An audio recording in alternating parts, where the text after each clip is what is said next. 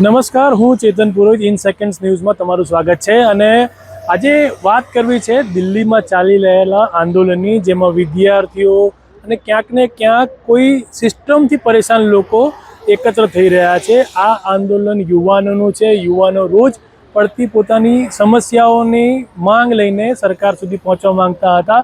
તેમાં બીજા લોકો પણ જોડાયા અને સમગ્ર વાત વિદ્યાર્થીઓની નહીં પણ બેરોજગારીની છે।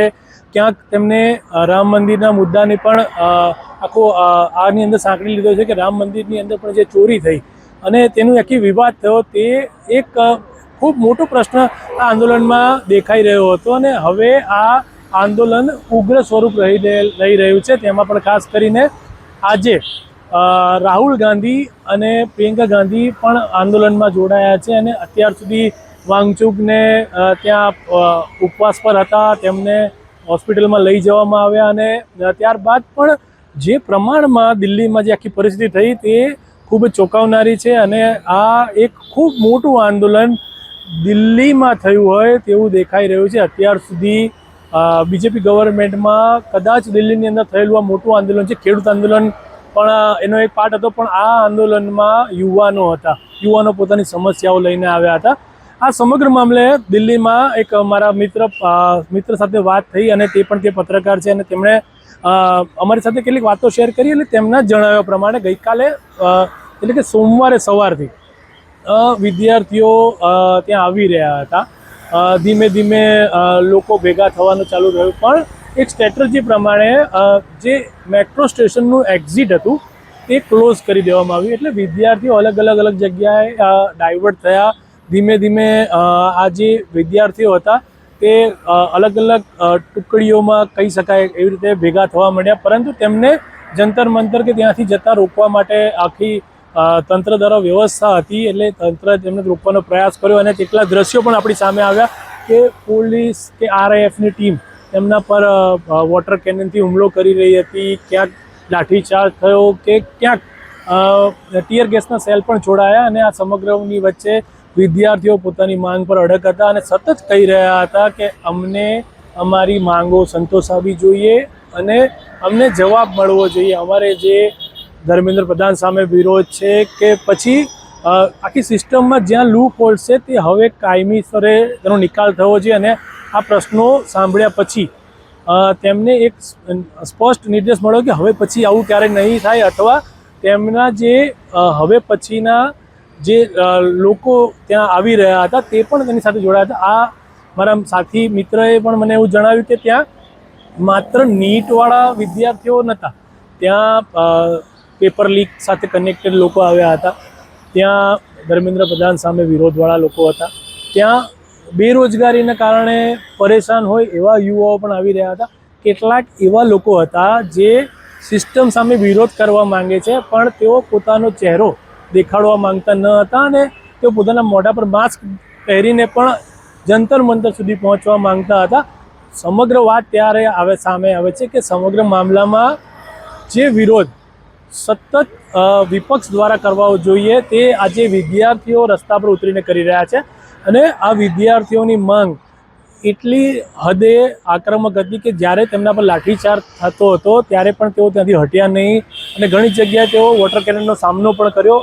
વાત હવે બીજી કંઈ કરવા માંગીશ કે આજે સમગ્ર મામલોના કેટલાક વિડીયો સામે આવ્યા કે રાતે જ્યારે પોલીસ કે RAFની ટીમ પરત જતી હતી ત્યારે લોકો તાલીઓ પાડતા હતા અને કહેતા હતા કે હવે તમે તમારા ઘરે જઈને તમારા બાળકોને કહેજો કે આજે અમે એક બાળકોને મારીને આવ્યા છીએ। અને આ એક ખૂબ જ એક મેસેજ આપતી વાત છે કે જે પોલીસ કર્મચારીઓ કે RAFની ટીમ હતી તે પોતાને મળેલા ઓર્ડરને ફોલો કરતા હતા અને તેમને એક જગ્યાથી જે માસ છે આગળ ન વધી શકે તે માટેની સૂચના હશે કદાચ, અને તેવું જ આ થયું અને તેમાં યુવાનો સતત ત્યાં આવી રહ્યા હતા, ઘણા કિલોમીટરથી દૂર બીજા રાજ્યોમાંથી, માત્ર દિલ્હીના લોકો હતા તેવું નહોતું, પણ અહીંયા લોકો સતત આવી રહ્યા હતા અને આજે પણ આ જગ્યાએ કેટલાક લોકો જઈ રહ્યા છે।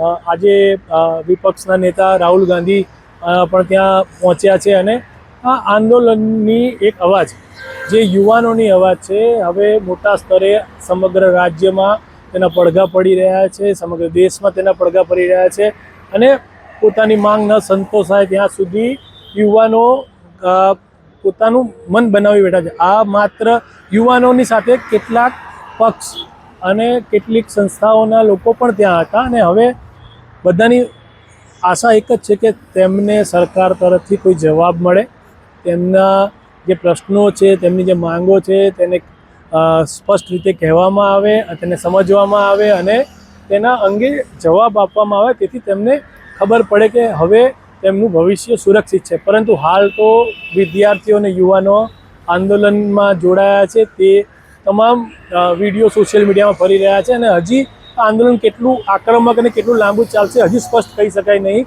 પરંતુ હજી આ સમગ્ર પ્રકરણમાં વિદ્યાર્થીઓ જે ત્યાં હાજર છે તે સતત પોતાનો વિરોધ દર્શાવી રહ્યા છે. હજી આગામી આ આંદોલનમાં શું અપડેટ આવશે ફરીથી તમારી સાથે જોડાઈશું.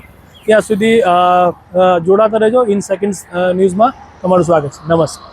દેશના રસ્તાઓ પર આજે જે યુવાનો દેખાઈ રહ્યા છે તેઓ કોઈ દુશ્મન નથી, તેઓ કોઈ અલગ દેશની માંગણી પણ નથી કરી રહ્યા. આ એ જ યુવાનો છે જેમણે બાળપણથી જ એક જ વાત સાંભળી હતી, મહેનત કરશો તો સફળતા મળશે, ભણશો તો નોકરી મળશે અને દેશનું ભવિષ્ય તમારા હાથમાં છે.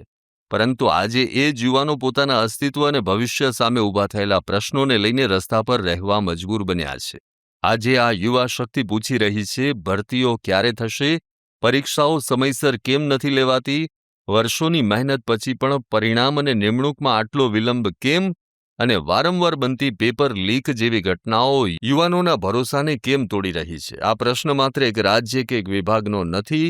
જ્યારે લાખો ઉમેદવારો એક ભરતી માટે વર્ષો સુધી રાહ જુએ છે, ત્યારે સમયની સાથે તેમની ઉંમર વીતે છે, પરિવારની જવાબદારીઓ વધે છે અને આર્થિક સ્થિતિ કથળતી જાય છે. આ માત્ર એક વ્યક્તિગત લડાઈ નથી, પરંતુ એક મોટો સામાજિક ચિંતાનો વિષય છે. આંદોલન દરમિયાન વોટર કેનન, ટીયર ગેસ અને લાઠીચાર્જના દ્રશ્યો સામે આવ્યા, પણ સવાલ જરૂર થાય, શું કાયદો અને વ્યવસ્થા જાળવવાની સાથે સંવાદનો રસ્તો પહેલા ના અપનાવી શકાયો હોત?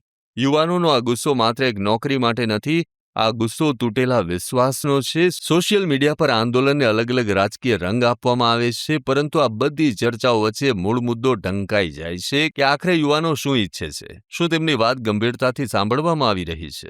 લોકશાહીમાં વિરોધ કરવાનો બંધારણીય અધિકાર છે. લાઠી કે ટીયર ગેસ કોઈ સમસ્યાનો કાયમી ઉકેલ નથી. કાયમી ઉકેલ પારદર્શિતા, વિશ્વાસ અને સંવાદથી જ શક્ય છે. આજે દેશનો યુવાન સોશિયલ મીડિયા પર અવાજ ઉઠાવે છે, રસ્તા પર આવે છે અને જરૂર પડે તો કોર્ટના દરવાજા પણ ખટખટાવે છે. તે માત્ર વિરોધ નથી કરી રહ્યો, તે ઈચ્છે છે કે દેશનો સંવિધાન અને તંત્ર તેનો અવાજ સાંભળે. નેતાઓ ભાષણમાં કહે છે દેશનું ભવિષ્ય યુવાનો છે, તો પછી એ જ યુવાનોને વિરોધી નહીં પણ દેશના વિકાસના ભાગીદાર તરીકે જોવાની જરૂર છે. યુવાનો રસ્તા પર છે કારણ કે તેઓ દેશની વિરુદ્ધ નથી, તેઓ પોતાના ભવિષ્ય માટે ઊભા છે. તેમની વાત સાંભળવી અને તેમને આશા આપવી એ જ સક્ષમ લોકશાહીની સૌથી મોટી ઓળખ છે.